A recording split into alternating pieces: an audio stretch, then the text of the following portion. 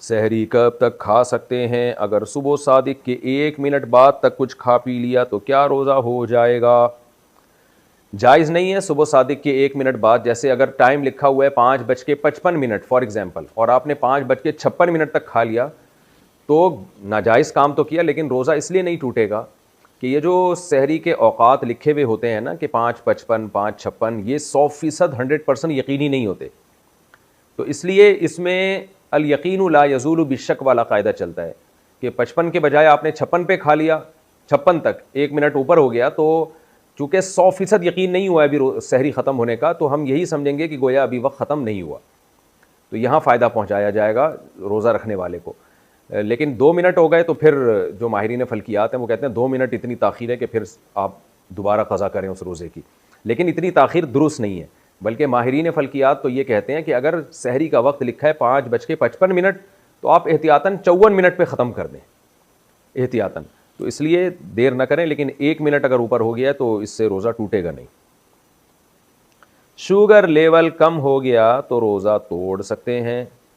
میرا sugar level اکثر کم ہو جاتا ہے, اگر روزہ نہ ہو تو کچھ میٹھا کھا لیا جائے تو بہتر ہو جاتا ہے, لیکن روزے کی حالت میں شوگر لیول کم ہو جائے تو کیا روزہ توڑنے کی گنجائش ہوگی؟ جی ہاں بھائی, گنجائش نہیں آپ پر, تو شوگر کے مریضوں پر تو یہ چیز لازم معلوم ہوتی ہے, کیونکہ ہم نے اپنے ریلیٹیوز میں دیکھا ہے شوگر کے پیشنٹ تھے, روزہ رکھا, شوگر لیول ڈاؤن ہوا اور انا للہ ہو گیا ان کا اچانک.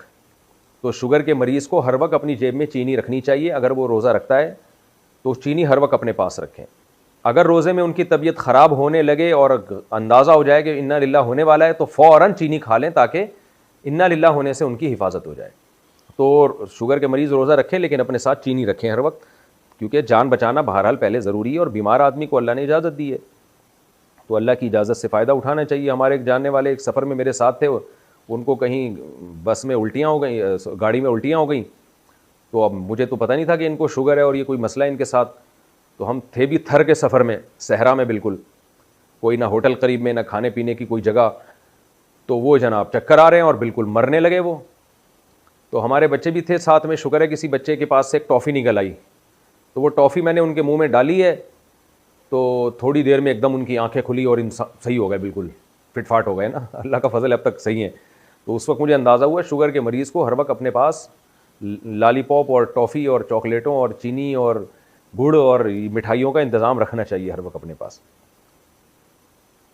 روزے میں اچھا وہ تو ان کی حالت ایسی ہو گئی, میں بتا بھی نہیں رہے کہ مجھے میٹھا کھلاؤ, وہ تو ہمیں ہی خیال آیا کہ لگتا ہے ان کو شوگر ڈاؤن ہو گئی ہے, تو اللہ نے ان کو زندگی دے دی, بچ گئے الحمدللہ. اور جوان آدمی ہے, کوئی زیادہ بوڑھے بھی نہیں ہیں.